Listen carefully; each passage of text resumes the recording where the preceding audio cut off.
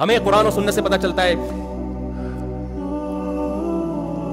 کہ جس خدا نے ہمیں بنایا ہے وہ اچھے کاموں کی وجہ سے اپنے بندوں سے محبت بھی کرتا ہے، وہ اپنے بندوں سے نفرت بھی کرتا ہے، برائیوں کی وجہ سے اس کو غضب بھی آتا ہے، وہ رحم بھی کرتا ہے، یہ ساری صفات ہیں اس کی۔ تو اللہ کو سب سے زیادہ غضب پتہ ہے کس وقت آتا ہے؟ جب کوئی زنا کرتا ہے، نا اس پہ بھی آتا ہے بہت زیادہ۔ جب کوئی چوری کرتا ہے، نا اس پہ بھی بہت آتا ہے، لیکن سب سے زیادہ نہیں آتا۔ جب کوئی ماں باپ کا دل دکھاتا ہے اس پہ بھی بہت غضب آتا ہے، سب سے زیادہ نہیں آتا۔ جب کوئی نماز چھوڑتا ہے یقیناً بہت غصہ آتا ہے، سب سے زیادہ نہیں آتا۔ جب کوئی قتل کرتا ہے بہت غصہ آتا ہے، سب سے زیادہ اس پہ غصہ نہیں آتا۔ جب کوئی چوری کرتا ہے اس پہ بھی بہت غصہ آتا ہے، سب سے زیادہ غصہ نہیں، سب سے زیادہ غضب اللہ کو اس وقت آتا ہے